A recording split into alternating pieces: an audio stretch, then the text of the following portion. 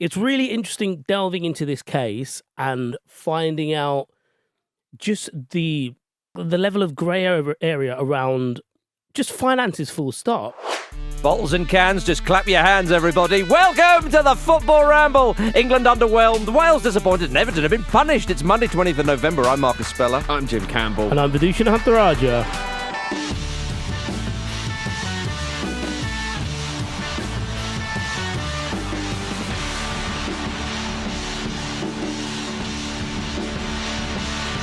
Welcome, one and all, to another Football Ramble on a magnificent Monday.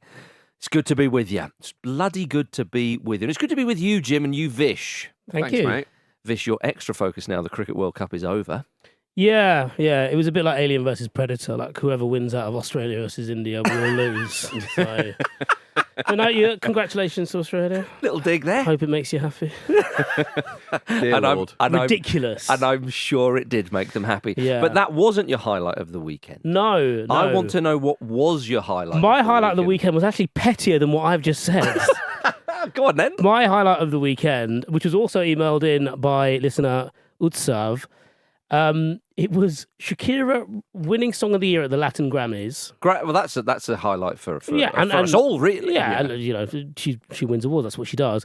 It's for the song where she disses Gerard Piqué. Oh, brilliant. Okay. That brings us into focus. Yeah, okay. Football. We're involved now. We're listening. It was presented to her by Sergio Ramos. It is absolutely masterful, this, isn't it? To me, I know there's a lot of stuff has happened this weekend. This is the story. This is the one that we will look back on. Forget Everton getting deducted points. Yeah. 20 years from now, we were like, do you remember when Sergio Ramos That's how Everton presented the award to Shakira? That's how Everton fans will remember it. Which weekend it was? It was when... Yeah.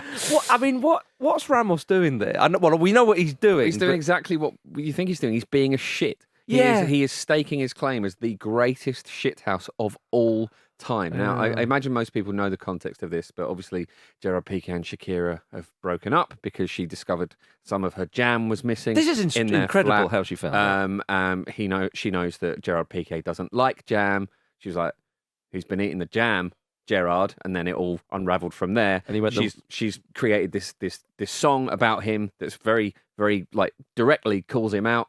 And it's been this absolutely huge global hit, which is not ideal for Gerard, I'd imagine. And then his old international teammate, who's won so much alongside him in that team, alongside him, he's the guy who goes, "Here you go, here's an award for that.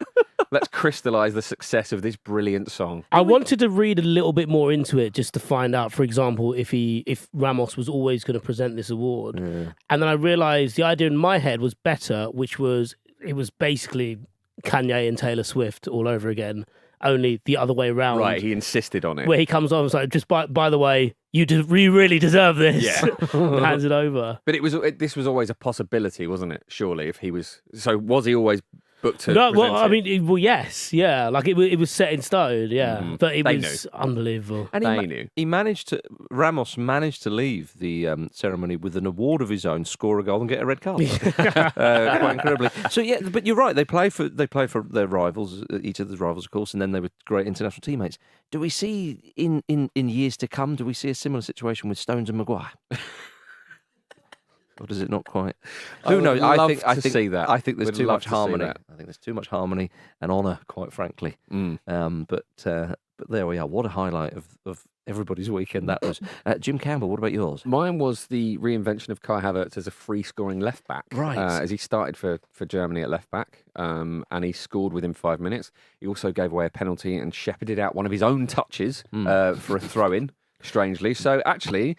I mean, he's our very own Captain Chaos. People were thinking, can he replace Granit Xhaka? The answer is definitively yes, just not in the way we meant. That's the old one, the old Xhaka. He's a bit Eeyore, isn't he? Oh, I mean, sad. he actually owns a donkey sanctuary. Oh, of course, yeah. So we've been through this, There is, yes, very much so. Maybe he's spending too much time with them. Maybe that's why he looks so sad. For a man who scored the only goal very well in a Champions League final. And the Club World Cup final as well. Yeah, has there been such a fall from grace? Or such an odd fall, a stumble from grace, perhaps? It's a strange one, isn't it? I mean, has the grace ever been there? I think he's always been a bit of a sort of since he's come to England, he's been a bit of a mysterious character, isn't he? The sense people are trying to unlock the player that was there at Leverkusen. Yeah. Perhaps he's a different player from what we thought, etc., etc., etc. But him proving everyone wrong as a left back is certainly my highlight. My highlight of the weekend, it's got to be from the England game. Was Declan Rice's goal, even though it didn't stand. Yeah, we'll come on to that presumably.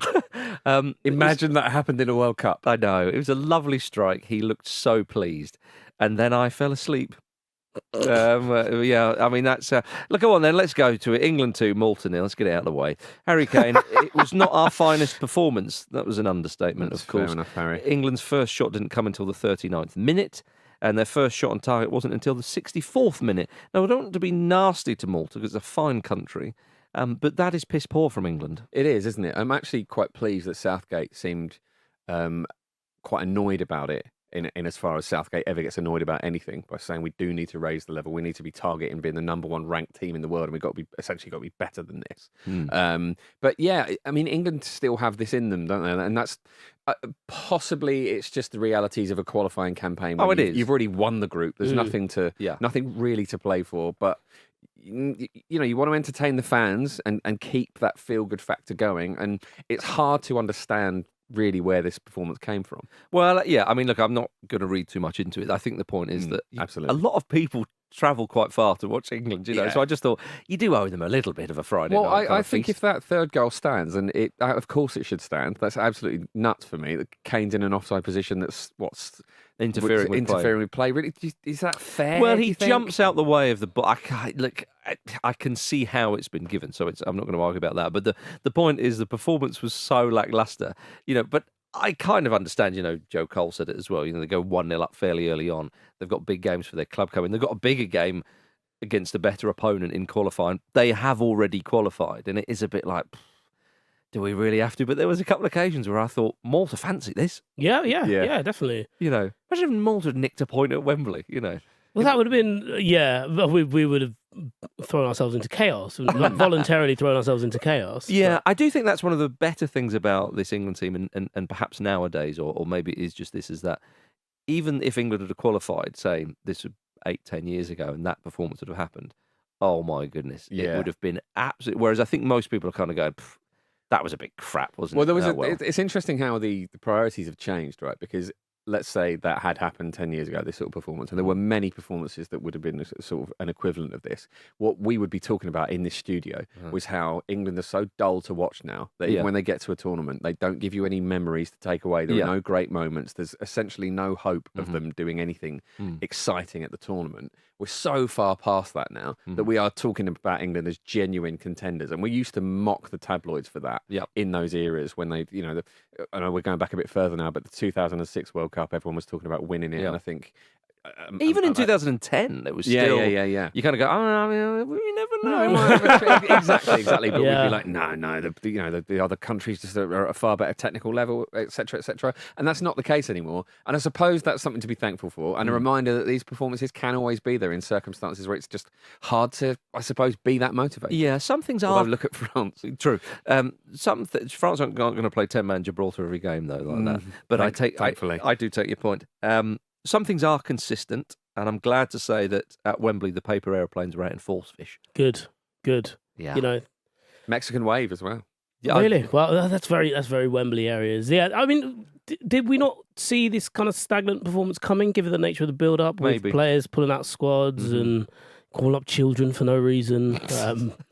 I think it was a very old guard friendly feel to that game, and I think. I mean, you know, Jim, you mentioned the goal there that suddenly adds a bit more gloss on it, but I thought that was a penalty that Harry Kane should have got given when the keeper took him out. Obviously, we've seen Kane. What Southgate should have done was he should have been fuming about that. Yeah, exactly. He smashed his hand on the. I am embarrassed. Where's international PGMOL? Give me an apology. I want an apology. Make it all about the decision. Yeah. We were robbed. How can we play? How are we meant to be inspired to play this beautiful game with that? Yeah, we always get a penalty. Harry had to score an open play. Yeah. Imagine if he went, look, I know what it is, because we're favourites for the Euros, you know, referees are against us. It's just like really Mourinho. Yeah. I've noticed this a little bit actually. I've kept really quiet, but Yeah. I think this is disgraceful. Like a total change of tactics, and you think he's going for that. He's thinking this will get us over the line in Germany. You know, Cameron's come in now. We need to do something about this. Because I'm glad he's on my side. Yeah, that would have been. I mean, it was interesting that he seemed to go for a 3-4-3 at the start of the game. But do you not think that tallied with what our prediction on, or the way we talked about it on Friday was about experimentation within the parameters, pre-existing parameters? Yeah, but I was surprised that he went for that because I don't think they'll use that formation much, if at all, at the summer. I mean, I suppose he's maybe just keeping. It depends who's in our group, doesn't it? Well, I suppose he's sort of keeping his eye in the game with regards to that. And if he is going to do that, then he is going to start a number of the players that you would think would feature. He's also probably looking at change and shape within the games, right? Yeah, exactly. The top teams can do that at international level. Despite not having a lot of time together, so I guess this is how you get that ready, right? It's maybe a reminder for some of those players because they did that during the Euros, of course. In the World Cup, it tended to be, or I think always was, maybe apart from a few minutes here and there, of that sort of 4-3-3 or 4-2-3-1 or whatever you want to call it. Either way, it wasn't too inspiring, but it was nice to see Cole Palmer make his England debut. Jim. It was, yeah. And get mugged off by Jules as well. Yes. Jules will do that. You do get the impression with Cole Palmer, I know it's been said at club level for a while, but he doesn't seem to be fazed by anything. No, he doesn't. And actually, I remember Gareth Southgate said a little while ago, he was a little bit concerned about the conveyor belt of talent seeming to be lacking a little bit in terms of the next generation. And I think Cole Palmer sort of makes a mockery of that. He's a player who, I wonder if this Euros might come a little bit early for him. Possibly. But he's clearly a player that's going to have a bright England future, you would think. And you're right, he's really... I mean, we talk about players being refreshing so often that it's not actually refreshing; it's just consistently enjoyable. But he's not fazed by anything, is he? He seems really, really deadpan. Just very, very confident and just not at all overawed by the situation he finds himself in, which is one of pretty quick rise to prominence at a club where he's moved to a new city, doesn't really know anyone, been at City since he was like a fetus essentially. He's got the attitude that is needed to succeed clearly, and that is a wonderful thing for us. Yeah, I suppose it's credit to City as well that they can keep a kid in the cupboard for, I say as long, like it's actually quite a normal stage of his development. You know, you've got to work up to break into the first team, especially at a club with that many exceptional players. But the fact that he's able to go somewhere else and, as you say, like not be overawed by anything, that's obviously a lot of behind the scenes dealing with the personality and the person as much as the talent, I suppose. Yeah, and we didn't see too many others. I mean, we didn't see any minutes for Konza or Lewis. I don't think we were particularly surprised about Lewis. Yeah, but again, he brought on Bukayo Saka. He didn't bring on that. It was really Cole Palmer, I suppose, was the kind of the obvious sort of standout one. Maybe because it was flat. Maybe if there'd have been 4 or 5. Well, 4 or 5 maybe a bit harsher on Malta, but maybe if it had been 3-0 up at half time, he might have done something. But I think Southgate was a bit like, bloody hell, this. We don't want them to nick and equalise, and suddenly we're scrambling to sort of win or something like that. But the next game, of course, is against North Macedonia. That's tonight.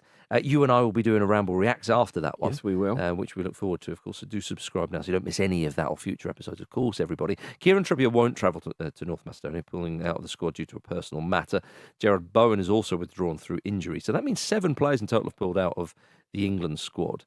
So, I mean, they're still sort of...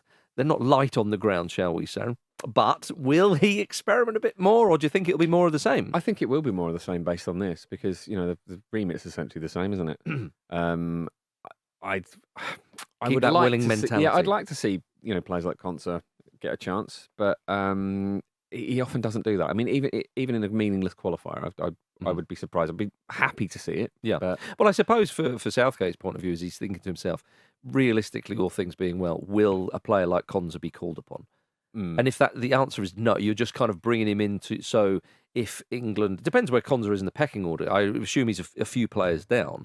So you're thinking to yourself, the chances are he won't play at all at the Euros. Yeah. Maybe not even get in the squad. But what would be good is to familiarise him to, how Orient him. he's been up the driveway to St George's Park in near Burton. Do you know what I mean? He's been, he's worn the tracksuit. He's comfy in it. It's these sorts of things. He's been to Burton. He knows the training ground. Yeah, no, but do you know what I mean? It's these little things that you can familiarise someone with. So it's not completely alien. It doesn't cost anything. It doesn't take away from anyone. It doesn't detract from him that he's going in and not necessarily getting a start. Because I suppose if anything, it's you're this close to it, but to be a bit closer, you need to step up. And I think it's fine. I think he's quietly been good. Like Southgate has quietly been good at not just handing out caps. For the sake of it, and I think there is something to be said for that.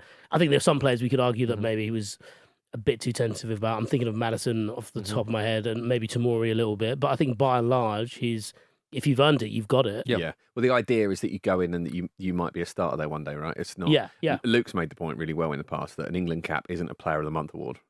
And that should be the case. And to be fair to Southgate, he's pretty good at that. Yeah, they should do that though. Imagine how many people get offended. They are John McGinn, your Premier League Player of the Month. There's an England cap. What's this?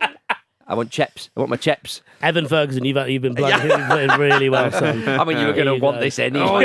You've got one on now. You might as well come and see the training ground. Don't worry about the rules and what you actually want. Let's do it. Interesting, though, I'm pretty sure Konza was one of a few England players that didn't have a beverage on him when they were leaving St George's Park going on to the team bus. So you worried about his hydration? I did not necessarily. Unprofessional levels of hydration. I just love the England socials. Yeah, it's very good. Arriving at St George's Park, leaving St George's Park, it does it for me, Jim. It really does. What was interesting though is they're all coming out. What have you got? And they're all going, latte or a flat white or whatever. And I was like, and Sam Johnson went, Banoffee and vanilla milkshake, and I was like, my man. Yeah, it's so good because he knows he's not going to play. Get me the milkshake. Grealish and Rico Lewis walked out as well. They were both having the Banoffee milkshake. Yeah, I was like, that's lovely. That's what it's all about. Imagine if they went, Rico, yeah, banana milkshake, hundreds and thousands, some Space Raiders. Yeah, I thought Southgate had taken away the syrup that they put in their coffees in St George's Park. I'm sure Jack's got a connect. Yeah, like who was it? Was it Papi Cisse? Bentley, David Bentley, when Jimmy Bullard was on England duty with him, and he was going, I'm starving. And he was really, really hungry because he used to eat a bit more or whatever. And he phoned David Bentley, who was in the camp. I don't think this was probably pre-St George's days, I would imagine. And he said, David, I'm a bit hungry because he knew him quite well. And Bentley was like, don't worry. And like one of David Bentley's mates in clandestine operation style, have visited the training ground, like poked him, like in prison, poked a McDonald's through the bars of the windows or something. So they had how far we've come. Yeah. David Bentley and Jimmy Bullard eat McDonald's into the camp on England duty. Okay, so if any of you moan at Southgate, remember that. Okay, remember when we had the Dapper Laughs brothers? Oh dear. Let's move on swiftly to Armenia 1, Wales 1.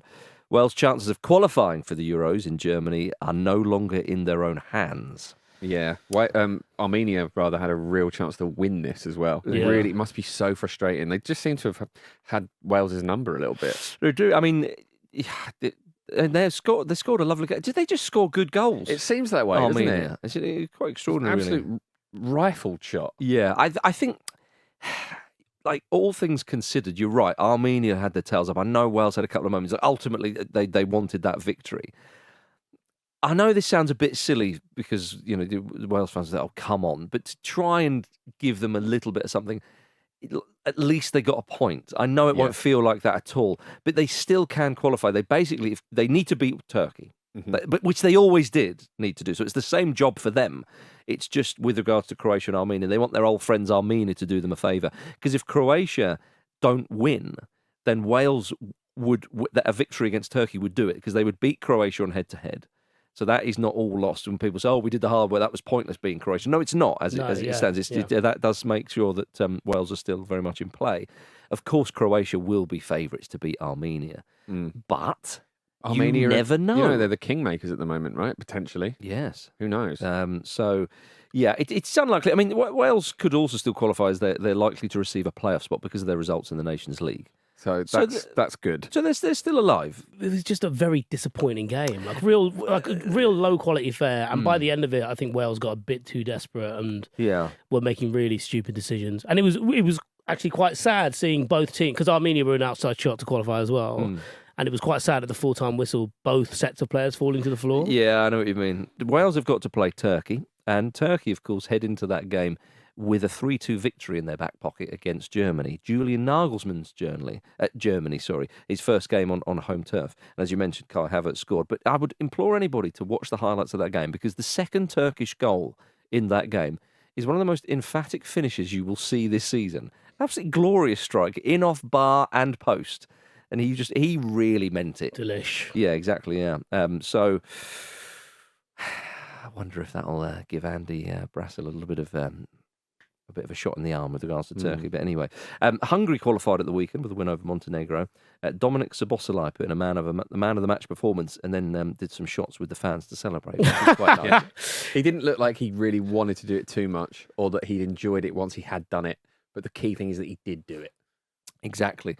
And also in that group, then Serbia have qualified in Group G to the European Championships for the first time in their very recent history under Serbia, we should state. They've been to the World Cup a couple of times of late, but not been to the Euros, fun enough. Usually it'd be the other way around, of course.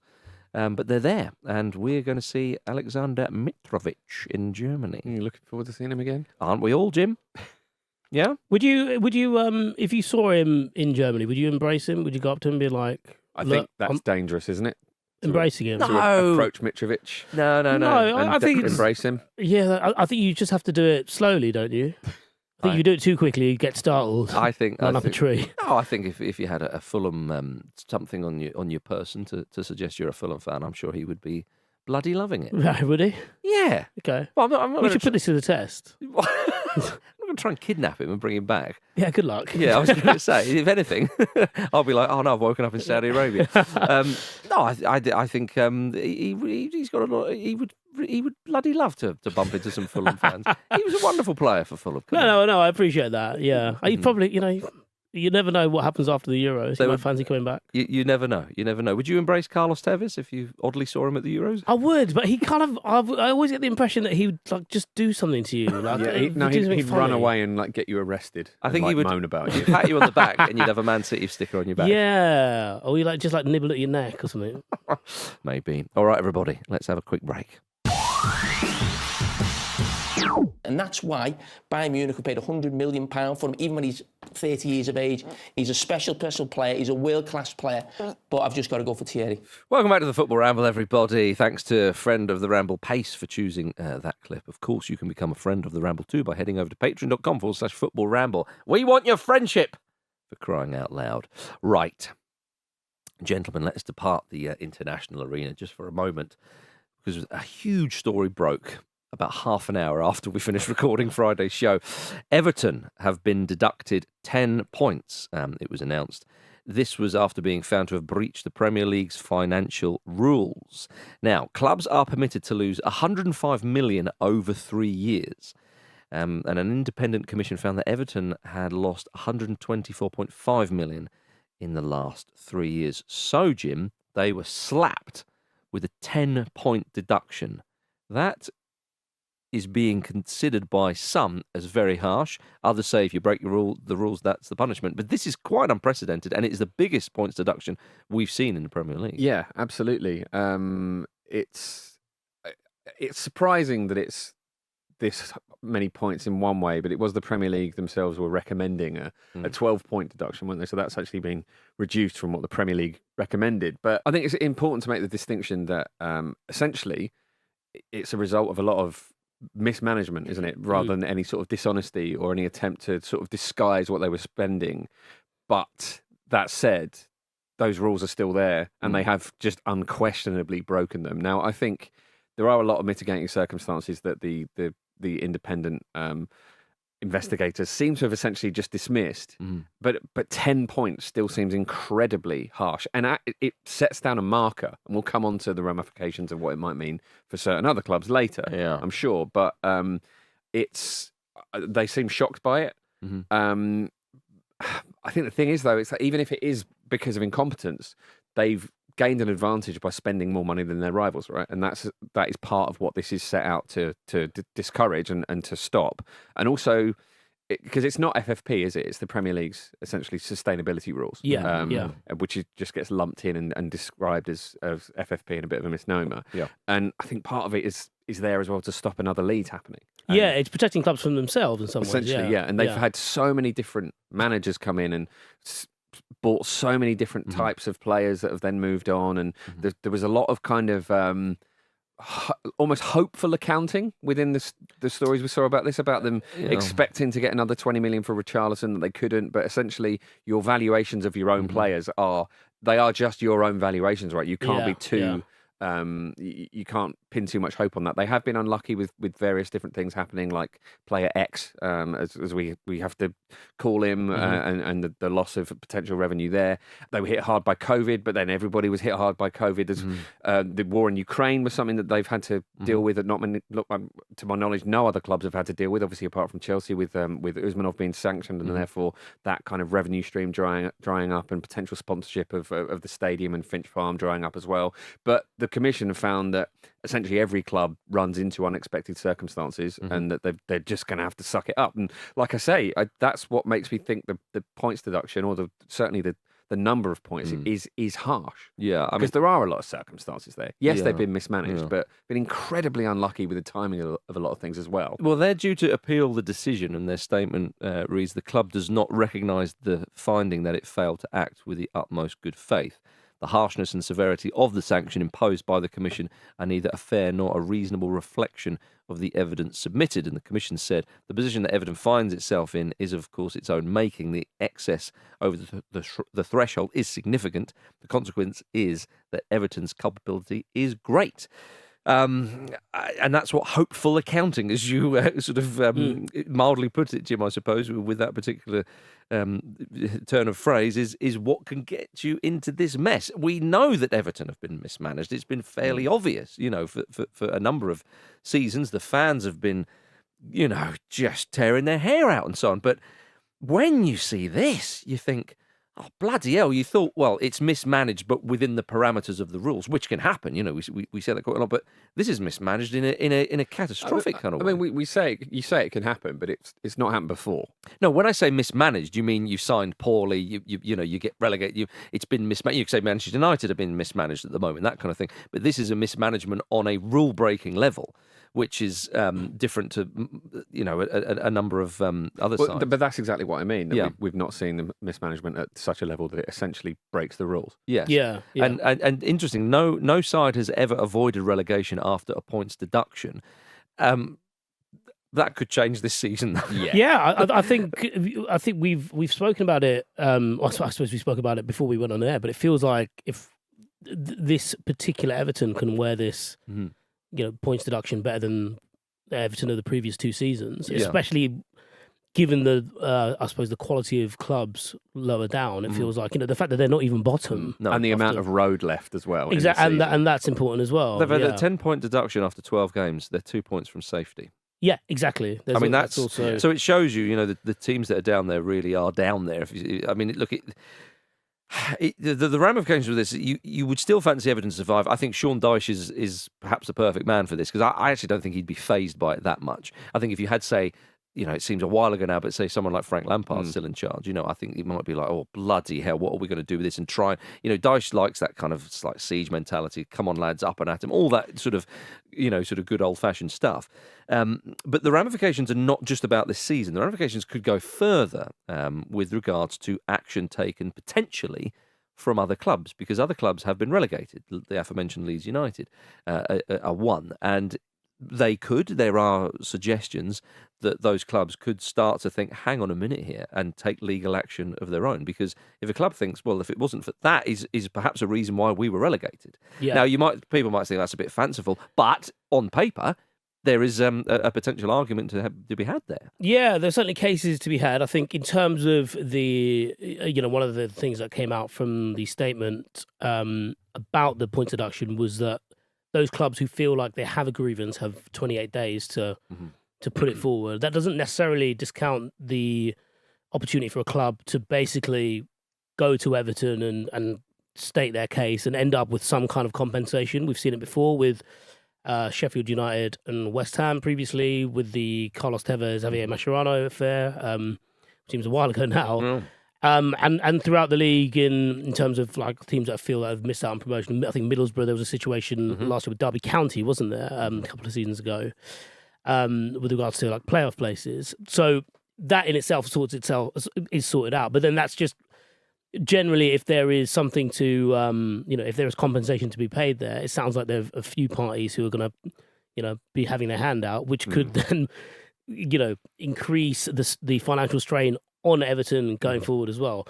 It's really interesting delving into this case and finding out just the web and the level of, I suppose, like the level of grey area around just finances full stop. Like the borrowing, the lending, the set against, future earnings, the situation with the stadium where Moshiri's basically paid for more than half of it, which is why it's such an attractive thing for Everton to have this in the works, because other owners can buy the club and then benefit off the back of it because of the scale of this stadium. And just, they're being rightly punished for something that Premier League clubs do, but they just haven't done it very well, if that makes sense. But I think that is important that the Premier League set that standard. Yeah, it can't 100%. just be for teams that become successful. Yeah. The rules have to be the rules. It is consistent. I would genuinely recommend, because I appreciate it can be quite hard to get through, but I would recommend like football fans generally just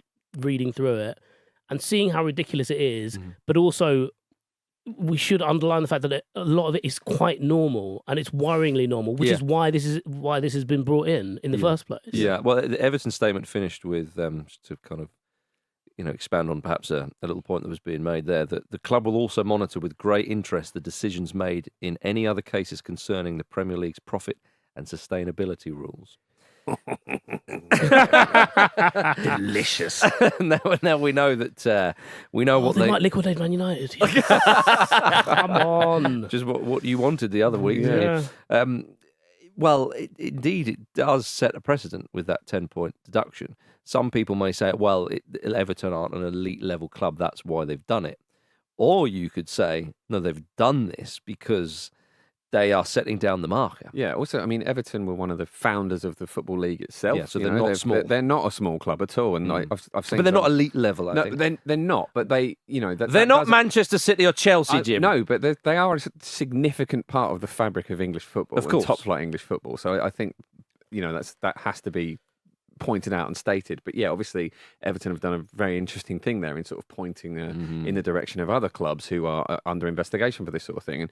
And if this is one charge, you have to wonder, as everybody has been wondering, what 115 charges might bring. Now you would think, I would be amazed if all of those charges eventually stick to City, if anything does at all. We don't know. And it's going to take a while, isn't it? It's going to take, it's going to take a couple of years at least in sort of the best case scenario sort of predictions or projections rather from what I've seen. And obviously, Khaldoon Al-Mubarak, the City chairman, reportedly told Gianni Infantino, who was UEFA General Secretary at the time, that he would rather spend 30 million on the 50 best lawyers in the world to sue UEFA for the next 10 years than accept any sanctions. So, that's an innocent man. That's what I do. No further questions. Those quotes are certainly attributed to him widely. So it's not. I don't think it's going to be as clear cut. I would rather go on the run than face the consequences of my actions. Yeah. You'll have to catch me first.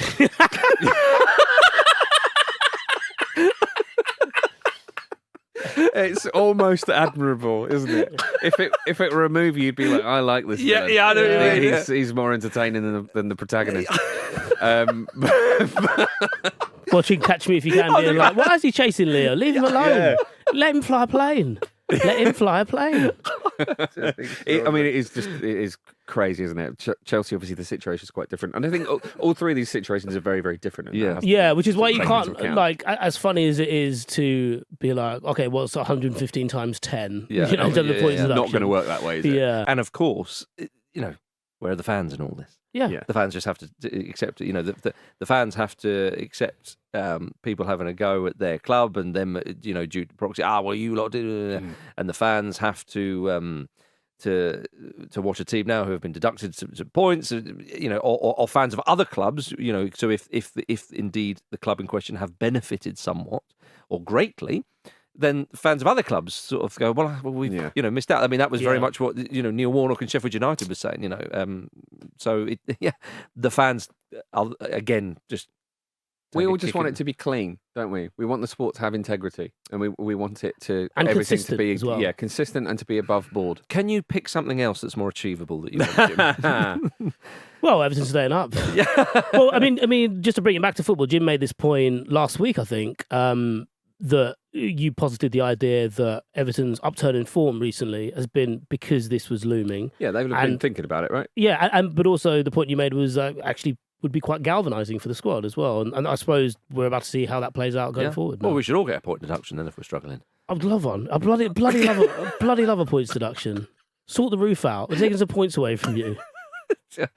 Oh dear. Shall we go back to international football, everybody? Yeah. Where perhaps it's a little cleaner. I don't know. Is it? Oh, maybe. Scotland 3, Norway 3. That's clean. Doesn't come much cleaner than That's that. clean. The 78 only- World Cup. Let's talk about the 78 World Cup. That's it. That's absolutely it. The only dirty thing there were players' shorts. Of course.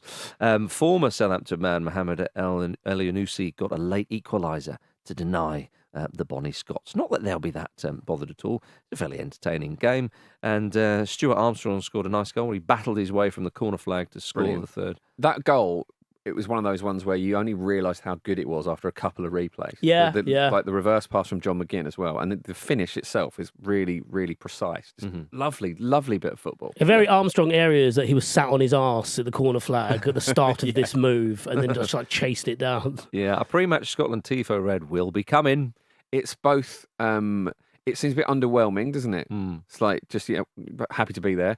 It also seems a little bit terrifying. Bit of the Begbie in it.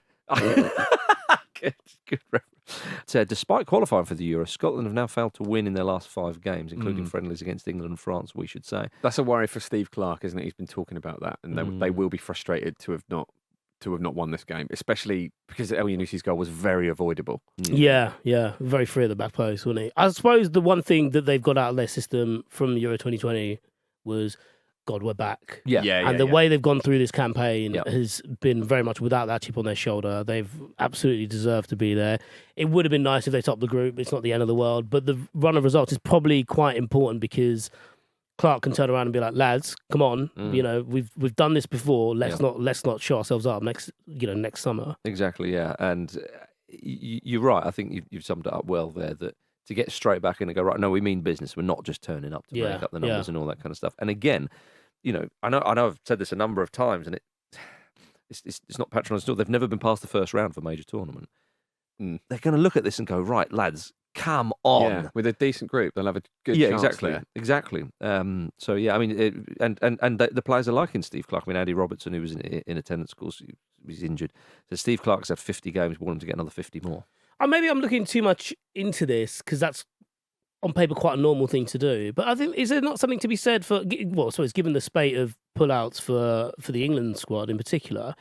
Someone like Andy Robertson, who is, a high value player for a big Premier League team, just, I know it's not that far to go, but like being on deck and being part of that celebration says a lot about, I suppose, Clark's job, but also just the general feel around the group. Well, it does. I mean, we spoke about Jude Bellingham with England. I think he wanted to join the camp, didn't he? Yeah. Right. I'm not sure he did or not, but it's that kind of, I want to be with the lads, Yeah. And it's not just it's an element of there is a jolly up. Do you know what I mean? Like, we all like being with each other. So, the sort of the... Get me a T-shirt. Exactly. But also you want to be there to support. You don't want to miss out, I think is it. Yeah, you don't. And that's exactly what you want in international level. None of it should be taken for granted. Yeah, certainly not. No. So yes. Elsewhere in the European qualifying, Romania beat Israel 2-1, which means that Norway can no longer make the playoffs for Euro 2024. So Norway and Haaland. Good. Another summer of rest for Haaland. Cool. Brilliant. He won't be there next summer. Don't worry. But Romania are there. they've qualified, and it was Hadji who got the goal, of course, son of Georgi. Absurd. Great. And, It's so good. So great. And they've qualified. How about that? I want to talk about Group F, though, for a minute, gentlemen. Belgium beat Azerbaijan 5-0. Belgium, of course, are going to be at the Euros. Romelu Lukaku got 4 goals in that game. And I thought, oh, blimey, I wonder how many international goals he got, because he scores fairly rare. He's got 83. He is the 7th highest scorer in the history of men's international football. I mean, That is nuts. Isn't it? 113 appearances, 83 goals. He's been playing for Belgium for when did he get his first goal? Maybe 2011. He's been there for a little Playing while. for them for a long time. Yeah, he has. Yeah, and he's 30 now. And I just sort of started to, I'd sort of slightly written off Lukaku in my mind. I don't know why. A bit foolish. I think there's been a few comments that have been made, like from Brassel as well, in the studio and so on, as if to say, oh, yeah, Lukaku. I think maybe because some of the stuff he said in the media and some of the moves he's made, because like Inter, was really vintage Lukaku. Yeah. And then he left them because he was a bit unhappy, and then he's gone to play for Roma, which he's doing quite well in pure goal-scoring terms. He's doing okay.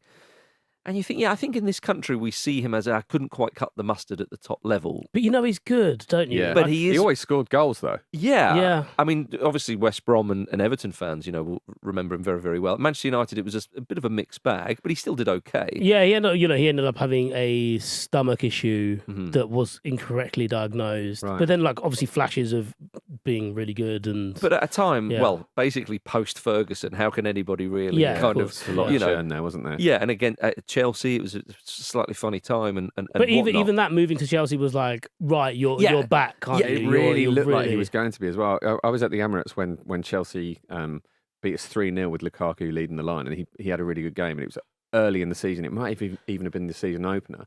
It was certainly among the first few games, and it looked like, oh God, he's going to absolutely tear it up. It was like he was fulfilling his destiny. It was fascinating that it just didn't quite work out that way. Yeah, I know what you mean, and I think that again, maybe we just sort of think, yeah, he's good, but he's just not quite there. We expected him to be this utter Rolls Royce of a player, but then if you look at some of the numbers, particularly international level, I was like, bloody hell! Actually, sometimes maybe we don't appreciate him. I mean, there's an argument. He's one of Belgium's best ever players. Oh, Now, without people doubt. might say, oh, well, they've not produced that many, but I don't know. I think that's. I mean, the next one down on the list is obviously their top scorer in their history. The next one down on the list is 50 behind. Yeah. Eden Hazard on 33. mad. And Eden Hazard wasn't a bad player. No, he's not a striker, but he still was a Yeah, forward yeah, player. yeah. So he's tied in 7th with a guy called Ali Mabkout, who played for the UAE. He got 83 goals in 112 games, which is one fewer than Lukaku. Then on the list in 6th is Ferenc Puskás, who got 84 goals in 85 games for Hungary, which is mad. Yeah, and above him, it's obviously Ronaldo and Messi are above him, and Ali Dai and one or two others. But again, I know, and people might say, yeah, but your man from UAE, we don't really know much about him, and so on and so forth. Yeah, but Lukaku has played at big tournaments. He was part of the Belgian side that finished 3rd in 2018. Blah blah blah. I don't know, a little bit of appreciation there for old Rom, because I think he deserves it. But he took his goals well. Azerbaijan were down to 10 men because Eddie got sent off. Oh, Eddie. Eddie. Edward. Be a bit more steady, Eddie. Right, let's finish with a Group B update. Ireland lost 1-0 to the Netherlands. Nudge, nudge, wink, wink. They did score, but it was VAR. Perfect. Well done. I did wonder when I saw the goal that they caused running at goal from the halfway line and scoring. I thought, hold on. His finish was great, though. It was. His wa- yeah. unchallenged finish. Yeah. I was like, I watched this bloke for 6 months. Where's this come from? He won't be able to run for another week. Oh, man. Well, yeah, it had been suggested that losing this game would help Ireland reach the playoffs, but Slovakia's 4-2 victory against Iceland ended Ireland's chances of reaching the playoffs and qualifying for the Euros. It wasn't their loss to the Netherlands that stopped it. It was Slovakia beating Iceland, of course. So poor old Ireland. Yeah, I wonder if Kenny will still be in charge for much longer. Elsewhere in the group, France beat Gibraltar 14-0. Unnecessary. It was genuinely the most I've ever seen a football match be like the Harlem Globetrotters, because they seem to very quickly start treating it that way, didn't Right, they? yeah, we can all get on the score sheet here. We can try outlandish things. Mbappe's hat-trick goal was from miles out. Absolutely beautiful finish. Everyone getting in on the act. Chested assist from Griezmann, just like Olivier Giroud celebrating like he just won the World Cup again. Because I guess every goal he gets just makes it's just a little bit longer that Mbappe has to wait, isn't it, to break his record? I think there should be a rule that if you go, say, 5 or 6 up, the referee then just has to go, right, headers and volleys.